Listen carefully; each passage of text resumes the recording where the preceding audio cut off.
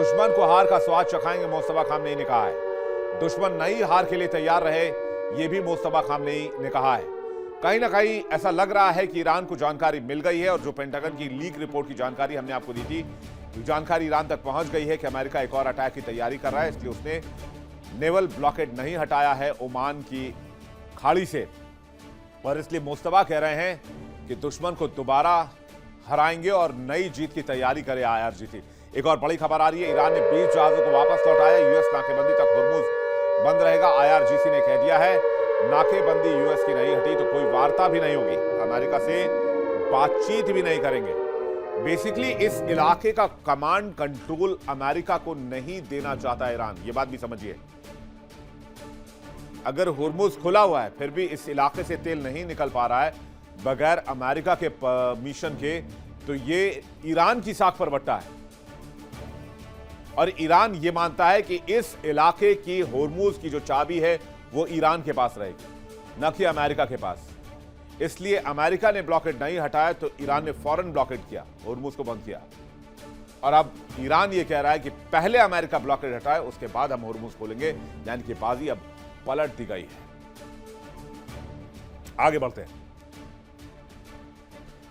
Donald Trump की credit पर बहुत बड़ा क्वेश्चन है। उनके बयान, उनके दावे सब के सब झूठ पर आधारित होते हैं। इतिहास गवाह है कि अमेरिकी विदेश नीति और अमेरिका का ऑपरेशन जब जब फेल रहा तब अमेरिका उस इलाके से दुम दबाकर निकला, उस देश को तबाह और बर्बाद करने के बाद। खबर यह है कि अमेरिका सीरिया के इलाके को छोड़कर करीब 12 साल की जंग के बाद, सैन्य मौजूदगी के बाद यहां से निकलने का फैसला कर चुका है और अपने सैन्य ठिकाने खाली कर दिए। 22 अप्रैल 2026 में हसाका के कसराक एयरबेस से आखिरी अमेरिकी काफिला निकल जाएगा। इसके बाद सीरियाई सरकार ने सभी बेस अपने कब्जे में ले लिए हैं। अमेरिकी सेना ने 12 साल बाद सीरिया को छोड़ दिया है। यूएस ने अपने सभी सैनिकों को वापस बुला लिया है। कसराक एयरबेस से आखिरी काफिला रवाना हो गया है। काफिले के निकलते ही एयरबेस पर कब्जा हो चुका है। सीरियाई सरकार सैन्य ठिकानों पर कब्जा कर रही है। अमेरिका ने 2000 सैनिकों को जॉर्डन शिफ्ट कर दिया है। हसाका, रुमेलान समेत 7 बड़े बेस खाली कर दिए हैं। कसराक एयरबेस आखिरी अमेरिकी ठिकाना था। सीरिया से अमेरिका का रफू चक्कर होना कोई सैन्य कदम ही नहीं है, बल्कि ये 21वीं सदी की अमेरिकी विदेश नीति वॉर ऑन टेरर और लंबे युद्धों की सीमाओं पर भी बड़ा सवाल खड़ा करती है। करीब 12 साल तक सीरिया में मौजूद रहने के बाद अमेरिका का यूं निकल जाना पूछने पर मजबूर करता है, आखिर अमेरिका को सीरिया में क्या मिला? क्या वो अपने लक्ष्य हासिल कर पाया, या फिर ये एक और वियतनाम, ये एक और अफगानिस्तान, ये एक और ईरान बन के रह गया? अब सबसे पहले सवाल ये उठता है कि सीरिया में अमेरिका गया ही क्यों था? 2011 में सीरिया में गृह युद्ध की शुरुआत हुई। राष्ट्रपति के खिलाफ विद्रोह भड़का। धीरे धीरे यह मामला अंतर्राष्ट्रीय संघर्ष में तब्दील हो गया। संघर्ष के बीच 2014 में ISIS Islamic state Iraq Syria का उभार हुआ। इराक सीरिया के बड़े हिस्सों पर उसने कब्जा कर लिया और कब्जा कर खिलाफत का ऐलान कर दिया। जब सीरिया और इराक के बड़े हिस्सों पर कब्जा कर ISIS ने खिलाफत का ऐलान किया, तब अमेरिका ने आधिकारिक तौर पर सीरिया में अपने मिशन को 3 हिस्सों में बांटा। अमेरिका का पहला मिशन था ISIS का खात्मा, क्षेत्र में स्थिरता और फिर सहयोगी कुर्द बलों SDF का समर्थन किया जाए। लेकिन बीते 12 सालों में क्या अमेरिका ऐसा कर पाया? अगर अमेरिका के दावों को देखें तो वो कहेगा कि उसने ISIS के खिलाफत को खत्म कर दिया, हजारों आतंकियों को मारा, कुर्द बलों को मजबूत किया, लेकिन जमीन पर तस्वीर इतनी सीधी नहीं है। ISIS का क्षेत्रीय नियंत्रण जरूर खत्म हुआ, लेकिन संगठन आज भी सक्रिय है। वो गुरिल्ला मॉडल में तब्दील हो गया, छोटे छोटे हिस्सों में बढ़ गया, हमले के लिए नेटवर्क तैयार कर लिया और लगातार खतरा बना हुआ है। अमेरिका का एक अप्रत्यक्ष लक्ष्य था कि बशर अल असद की सत्ता कमजोर हो, लेकिन उल्टा हुआ। रूस और ईरान के समर्थन में असद और मजबूत होकर उतरे। सीरिया में स्थिरता नहीं आई, बल्कि देश आज भी टुकड़ों में बटा हुआ है। कहीं सरकारी सेना है, कहीं कुर्द सेना है, कहीं तुर्की समर्थित गुट है। यानी अमेरिका ने लड़ाई तो लड़ी, लेकिन ना वो आईएसआईएस को खत्म कर पाया, ना राजनीतिक समाधान निकल पाया। अलबत्ता उसने इस देश की सोवरेनिटी को, संप्रभुता को ही खत्म कर दिया। जिस आईएसआईएस के खिलाफ अमेरिका ने लड़ा, उस आईएसआईएस को भी जान लीजिए। आईएसआईएस ने दुनिया को डराने के लिए क्रूर ताकत का नमूना पेश किया, लोगों को मारने के लिए बेहद क्रूर तरीके अपनाए। 2014 में अमेरिकी पत्रकार का सिर कलम कर दिया, सिर कलम कर वीडियो जारी किया। मकसद था अमेरिका को सीधी चेतावनी देना, पश्चिमी देशों में डर फैलाने की कोशिश करना। उस समय आईएसआईएस ने अमेरिका के खिलाफ जंग छिड़ी और तबाही मचाई। उधर ठीक इसके उलट अमेरिका ने 2003 में इराक पर हमला किया और सद्दाम हुसैन की सरकार गिरा दी। दावा था कि विनाश के हथियार WMD और आतंकवाद के खिलाफ लड़ाई। हालांकि बाद में जब खुलासा हुआ तो पता चला WMD नाम की कोई मिसाइल ही नहीं थी, कोई बम ही नहीं था, कोई विनाश वाला हथियार ही नहीं था सद्दाम हुसैन के पास। अमेरिका ने जबरदस्ती टांग अड़ाई थी। नतीजा, अमेरिका को इराक से मजबूरी में निकलना पड़ा। एक तरफ जहां ईरान और अमेरिका आपस में उलझे हुए थे, इस बीच पुतिन ने कर दिया बहुत बड़ा खेल। सवाल यह कि क्या व्लादिमीर पुतिन अब यूरोप की तरफ मुड़ रहे हैं? व्लादिमीर पुतिन ने 6 बड़े टारगेट क्यों बताए? क्या व्लादिमीर पुतिन किसी बड़े टकराव की तैयारी कर रहे हैं? हाल के दिनों में रूस ने कई यूरोपीय देशों और नेटो सहयोगियों को खुले तौर पर चेतावनी दी।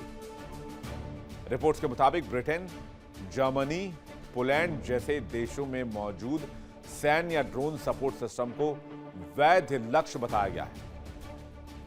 इसके अलावा रूस ने फिनलैंड, एस्टोनिया, लताविया और लिथुआनिया को भी सीधी चेतावनी दी कि अगर उनके एयर स्पेस का इस्तेमाल यूक्रेन के हमलों में हुआ तो जवाबी कार्रवाई होगी। यानी रूस अब सिर्फ यूक्रेन पर नहीं, बल्कि पूरे यूरोप को वॉर जोन की तरफ देख रहा है। चलिए आपको बताते हैं वो कौन कौन से देश हैं जिसके ऊपर टारगेट किए हुए हैं पुतिन। तो 12 देशों की लिस्ट है। ब्रिटेन, जर्मनी, पोलैंड, तुर्की, Israel, Denmark, Latvia, Lithuania, Netherland, Spain, Italy और चेक गणराज्य। माना जाता है ये वही देश हैं जो बड़ी मात्रा में आर्मामेंट सप्लाई करते हैं यूक्रेन को, ताकि वो युद्ध में बना रहे। और इसकी वजह से ये युद्ध पुतिन के लिए अंतहीन बनता दिख रहा है। 5 साल से लड़ाई जारी है, लेकिन रिजल्ट नहीं है। रशिया जैसा पावरफुल मुल्क, लेकिन सामने यूक्रेन है। यूक्रेन क्यों लड़ पा रहा है? इन देशों की वजह से। अमेरिका भी है इसमें, लेकिन अमेरिका ने जिस तरह से हाल के समय में जेलेंस्की को आंखें तरेरी हैं, उससे पुतिन सेटिस्फाइड है कि अमेरिका इतनी मदद नहीं कर रहा जितनी बाइडेन के समय कर रहा था। रूस ने हाल ही में 12 देशों के विशिष्ट ठिकानों की सूची जारी की, जिसने उसमें अपना संभावित सैन्य लक्ष्य मिला। रूस ने आरोप लगाया कि ये देश ड्रोन और हथियारों की गुप्त सप्लाई यूक्रेन को कर रहे हैं, ताकि रूस यूक्रेन से जंग लड़ता रहे। रूस का आरोप है कि ये देश यूक्रेन को ड्रोन और अन्य घातक हथियार भी दे रहे हैं। रूस ने दावा किया कि उसके पास इन देशों में स्थित उन फैक्ट्रियों के सटीक लोकेशन मौजूद हैं जहां यूक्रेन के लिए सैन्य उपकरण बनाए जा रहे हैं। रूस का कहना है कि ये देश पर्दे के पीछे से यूक्रेन की सैन्य क्षमता को बढ़ा रहे हैं। रूसी सुरक्षा जो परिषद के उप प्रमुख हैं दिमित्री मेदवेदेव, उन्होंने चेतावनी दी है कि रूस जो ये ठिकाने हैं जहां रूसी मिसाइल कभी भी पहुंच सकती है और हमला कभी भी हो सकता है। रूस के एलिगेशन क्या है, इसको जरा आसान भाषा में समझने की कोशिश करें। सभी 12 देश यूक्रेन की मदद कर रहे हैं। पर्दे के पीछे से हथियार और ड्रोन दिए जा रहे हैं। घातक हथियारों की सप्लाई की जा रही है। यूक्रेन को ये सभी देश घातक हथियार उपलब्ध करा रहे हैं। 12 देश के 21 लोकेशन हमारे टारगेट पर हैं। सबके लोकेशन लॉक कर दिए गए हैं और कभी भी इन पर अटैक हो सकता है। रूस के खिलाफ मदद करने के आरोप में अटैक होगा। लेकिन जिन 12 देशों की सूची हमने आपको दिखाई, क्या वो चुप बैठ जाएंगे? क्या नेटो खामोश रह जाएगा? वो सभी के सभी नेटो मुल्क हैं। किसी एक पर हमला हुआ तो नेटो के आर्टिकल 5 के नेटो चार्टर के आर्टिकल 5 के अनुसार वो सभी के सभी देश पहुंचेंगे अटैक करने के लिए रशिया में। उसके बाद सोचिए आप क्या स्थिति होगी, पूरी दुनिया दो फाड़ हो जाएगी, थर्ड वर्ल्ड वॉर की शुरुआत हो सकती है। और रूस सिर्फ बयान नहीं देता है, रूस ने टारगेट्स लॉक कर दिए हैं, तब जाकर पुतिन ऐलान कर रहे हैं। कहा जा रहा है कि करीब 12 ऐसे ठिकाने हैं जिन्हें भविष्य में निशाना बनाया जा सकता है। इस बीच एक और खबर ने यूरोप की चिंता को बढ़ाया है। ब्रिटेन के समुद्री इलाकों में रूसी परमाणु पनडुब्बी देखे गए हैं, वो भी संदिग्ध गतिविधि के हिसाब से। जरा फुल स्क्रीन तस्वीर आपको दिखाते हैं। कीर स्टारमर कह रहे हैं कि रूसी पनडुब्बियां हफ्तों तक ब्रिटिश जल क्षेत्र के पास सक्रिय रही हैं।